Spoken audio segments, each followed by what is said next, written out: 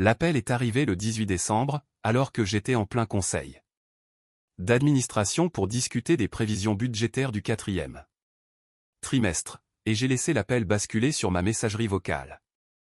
Quand la réunion s'est enfin terminée à 16h30, j'ai vu 3 appels manqués de ma petite sœur, Léa, ainsi qu'un message texte laconique disant de la rappeler d'urgence au sujet de Noël.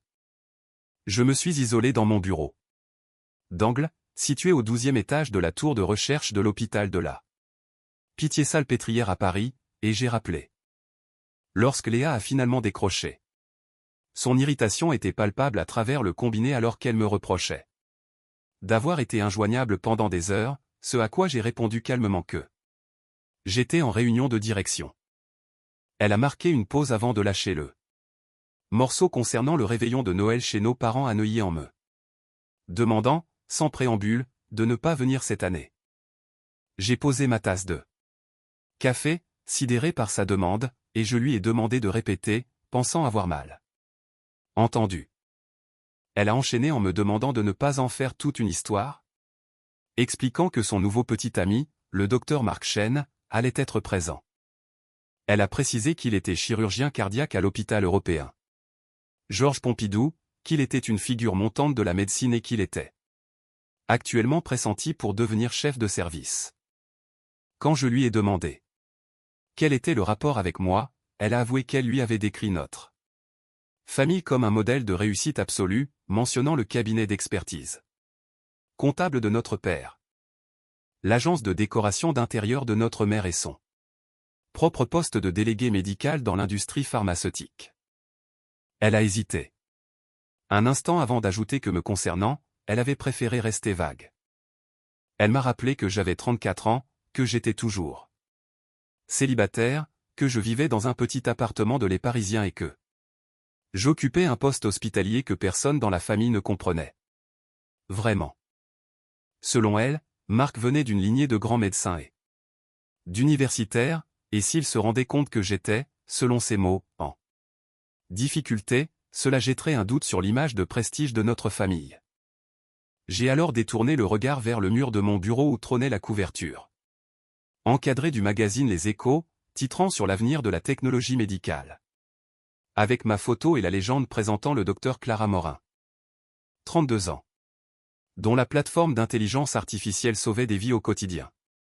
À côté se trouvaient mes diplômes, major de promotion à la faculté de médecine de Paris-Descartes, un doctorat en génie biomédical de l'école polytechnique et un MBA de l'INSEAD. J'ai demandé d'une voix posée ce qu'elle avait exactement dit à Marc à mon sujet, et elle a répondu qu'elle lui avait dit que je travaillais dans l'administration hospitalière, ce qui, techniquement, n'était pas faux. Puisque mon entreprise est basée à la Salpêtrière. Elle m'a supplié de comprendre que c'était important pour elle, car elle sentait que Marc était l'homme de sa vie et que sa famille devait les recevoir pour le nouvel an, rendant nécessaire que tout soit parfait d'ici là. Elle craignait qu'avoir une sœur présente à Noël, avec notre mère posant des questions apitoyées sur mon travail et notre père faisant des remarques maladroites sur le fait que je sois toujours locataire, ne gâche l'image idyllique qu'elle avait construite. J'ai entendu un froissement sur la ligne, puis la voix de ma mère s'est jointe à la conversation, expliquant que Léa l'avait mise sur haut-parleur et que mon père était aussi présent. Ma mère a pris un ton suppliant, m'assurant qu'il ne voulait pas me blesser mais qu'il souhaitait simplement que Léa ait son moment de gloire sans complication. Quand j'ai souligné que la complication en question, c'était moi, mon père est intervenu pour dire qu'il pensait simplement à la première impression, Marc étant très accompli, et qu'il valait mieux que je passe mon tour cette année pour que nous fassions quelque chose de spécial entre nous 4 après les fêtes. J'ai fermé les yeux en leur demandant s'ils étaient tous d'accord sur le fait que j'étais trop embarrassante pour assister au Noël familial, ce à quoi Léa a répliqué sèchement que je faisais preuve de dramatisme alors qu'ils essayaient simplement d'être pragmatiques. J'ai fini par dire d'accord, ce qui a provoqué un silence de surprise chez ma mère, avant que je ne confirme que je ne viendrai pas au réveillon. Ma mère m'a remercié pour ma compréhension en promettant de se rattraper, et j'ai Raccroché sans répondre. Quelques instants plus tard, mon assistant Damien a frappé à la porte pour m'informer que le docteur Chen de Georges Pompidou venait de confirmer son rendez-vous de consultation pour le 27 décembre afin d'évaluer notre IA de surveillance cardiaque pour son service. J'ai relevé la tête brusquement en demandant confirmation qu'il s'agissait bien du docteur Marc Chen, chirurgien thoracique. Et Damien a confirmé sur sa tablette en ajoutant qu'il avait entendu parler de notre plateforme lors d'un congrès international. Et que le directeur de l'hôpital souhaitait que je m'occupe personnellement d'eux. Cette démo car Chen pourrait faire basculer tout le programme cardiaque de Pompidou vers notre technologie. Mes mains étaient parfaitement stables quand j'ai demandé l'heure du rendez-vous, qui était fixé à 14 h le 27 décembre. Après le départ de Damien, j'ai consulté le profil de Marc Chen. Cursus brillant à la faculté de médecine de Strasbourg, internat aux États-Unis. Publication majeure sur les procédures mini-invasives et candidat sérieux à la direction du service de chirurgie à seulement 37 ans. Il n'avait aucune idée qu'il sortait avec la sœur de la femme dont il venait évaluer la technologie, cette même femme que sa petite amie jugeait trop ratée pour lui être présentée. En grandissant, j'avais toujours été l'enfant étrange, tandis que Léa, de 2 ans ma cadette, était solaire, sociable, collectionnant les médailles de gymnastique et les succès amoureux. Elle avait fait des études de communication, était entrée dans l'industrie pharmaceutique où elle gagnait très bien sa vie, et habitait un appartement chic à Boulogne-Billancourt que nos parents l'avaient aidé à financer. De mon côté, j'étais l'adolescente discrète qui passait ses week-ends à la bibliothèque, intégrant les classes préparatoires les plus prestigieuses à 16 ans et accumulant les diplômes de haut niveau. Pendant que Léa sortait en boîte de nuit, je publiais des articles de recherche. Et pendant qu'elle fréquentait des sportifs, j'étais à l'internat. Mes parents n'avaient jamais su quoi faire de moi, me reprochant mon sérieux constant et m'encourageant à profiter de la vie comme ma sœur. J'avais terminé mes études de médecine à 24 ans, enchaîné sur Polytechnique, puis un MBA tout temps, travaillant comme chirurgienne traumatologue. À 28 ans, j'avais fait un burn-out complet après avoir perdu une patiente de 15 ans suite à une arythmie non détectée alors que son électrocardiogramme semblait normal. C'est à ce moment-là que j'avais commencé à concevoir Vitalia, une plateforme d'intelligence artificielle capable de surveiller les constantes des patients continue et de prédire les complications avant qu'elles ne deviennent fatales. La mise en œuvre avait été d'une complexité brutale, nécessitant des algorithmes sophistiqués, des essais cliniques rigoureux et l'obtention de certifications médicales européennes. J'avais utilisé toutes mes économies, environ 400 000 € issus de mon travail et de placements judicieux, pour construire le premier prototype. 18 mois plus tard, nous avions notre premier client, une clinique privée à Lyon, et en 3 ans, 60 hôpitaux utilisaient notre système. L'année dernière, notre chiffre d'affaires s'élevait à 180 millions d'euros, et la valorisation actuelle de l'entreprise atteignait les 3 milliards d'euros, dont je possédais 68% des parts. Les médias spécialisés me décrivaient comme la chirurgienne qui sauvait plus de vies en dehors du bloc opératoire qu'elle ne pourrait jamais en sauver à l'intérieur. Ma famille n'en savait rien car à chaque fois qu'ils m'interrogeaient, je me contentais de dire que je travaillais dans la technologie médicale à la Salpêtrière et je changeais de sujet. Ils voyaient mon modeste appartement de 2 pièces dans le 11e arrondissement. Sans savoir que je possédais un duplex de 6 millions d'euros sur l'île Saint-Louis comme investissement. Je ne me cachais pas par honte, mais par pure curiosité expérimentale, je voulais savoir s'ils m'estimeraient sans la validation de la réussite matérielle. La réponse était désormais claire. La semaine précédant le rendez-vous, je me suis plongé dans la préparation de la venue de Marc Chen, qui devait être accompagné de sa chef de pôle et de 2 chefs de clinique. Le 23 décembre, Léa a publié des photos de son shopping de Noël sur Instagram, montrant des sacs de luxe et des restaurants étoilés. Le Soir du réveillon, elle a posté des photos de la fête chez mes parents. Apparaissant dans une robe de cocktail rouge aux côtés de Marc, avec des légendes enflammées sur son brillant chirurgien et le meilleur Noël de sa vie. Pendant que ma famille célébrait sans moi, j'ai dîné avec mon équipe de direction et leur famille chez mon directeur technique à Boulogne, où nous avons discuté de l'avenir de la médecine prédictive dans une ambiance chaleureuse et sincère. C'était le plus beau Noël que j'avais passé depuis des années. Le 27 décembre, je suis arrivé au bureau à l'aube pour revoir chaque détail de la présentation. À 13h45, Damien m'a annoncé l'arrivée de l'équipe de Georges Pompidou, comprenant le docteur Marc Chen et la professeure Patricia Villard. J'ai ajusté ma blouse blanche, vérifié mes titres affichés au mur et je suis entré dans la salle de conférence. À travers la paroi vitrée, j'ai vu Marc, grand et sûr de lui, gesticulant avec passion. En ouvrant la porte, je me suis présenté comme le docteur Clara Morin, fondatrice et PDG de Vitalia. La professeure Villard s'est levée immédiatement pour me serrer la main, affirmant que c'était un honneur de me rencontrer et qu'elle suivait mes travaux sur la réduction de la mortalité hospitalière depuis 2 ans. J'ai ensuite salué Marc, dont le visage s'est décomposé alors qu'il me fixait avec une expression de confusion totale. Pendant les 10 premières minutes, j'ai exposé mon parcours de chirurgienne devenue ingénieure, expliquant la jeunesse de la technologie après le drame que j'avais vécu.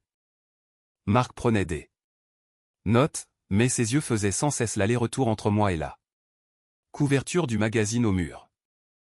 Soudain, la professeure Villard a mentionné qu'elle croyait savoir que j'avais de la famille à Paris, ce à quoi j'ai répondu que mes parents vivaient à Neuilly et ma sœur à Boulogne. Quand elle a demandé ce que faisait ma sœur, j'ai répondu qu'elle était déléguée médicale. Le stylo de Marc s'est arrêté net. D'une voix blanche, il a répété le métier de ma sœur et a demandé son prénom. J'ai soutenu son regard en répondant qu'elle s'appelait Léa Morin. Un silence de mort a envahi la pièce. Marc s'est levé si brusquement que sa chaise a roulé contre le mur, bégayant que c'était impossible car Léa lui avait dit que sa sœur occupait un poste administratif subalterne et qu'elle n'était pas vraiment intégrée à la réussite familiale. Face au malaise des autres médecins, je suis resté professionnel en assurant à Marc que sa relation avec ma sœur n'avait aucune influence sur cette consultation technique.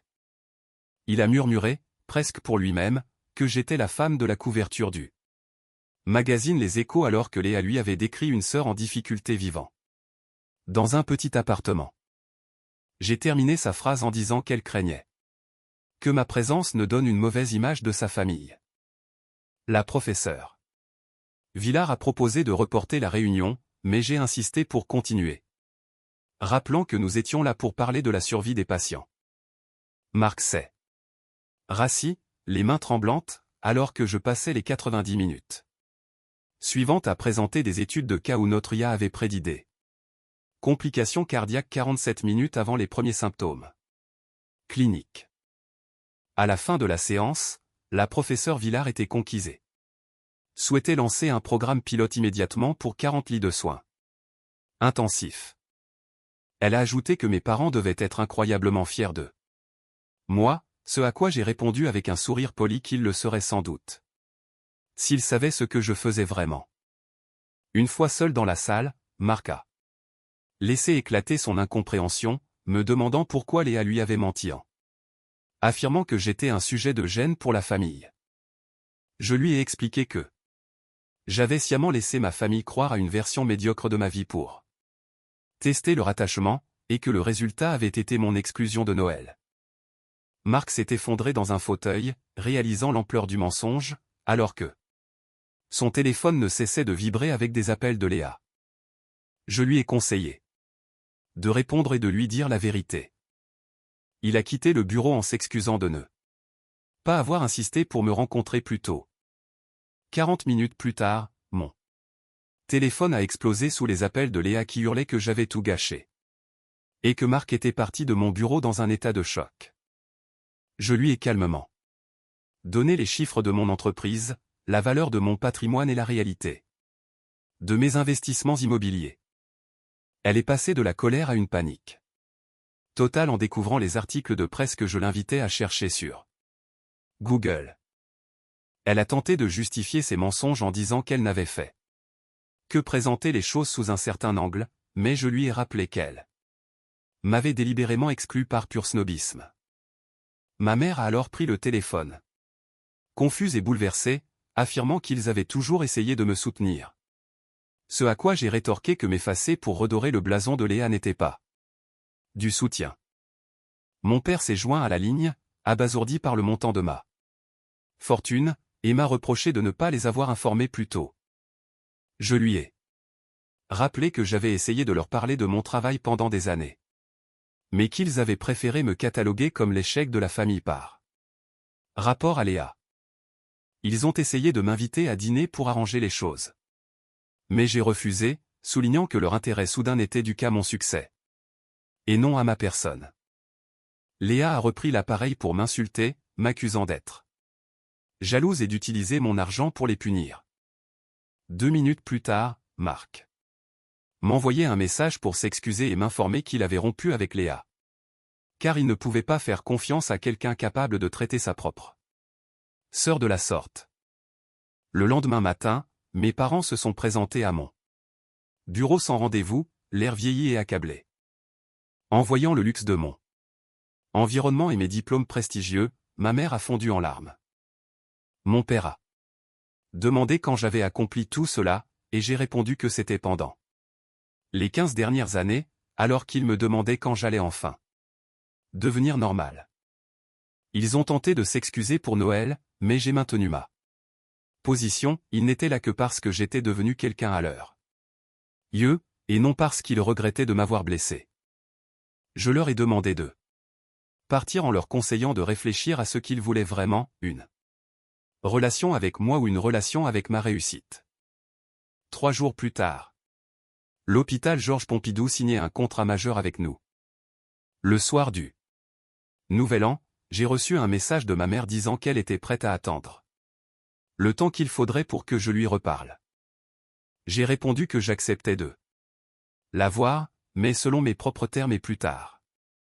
Dans les semaines qui ont suivi, j'ai pris un café avec Marc pour discuter du déploiement de la technologie, et il m'a confié que sa propre famille était horrifiée par le comportement de Léa.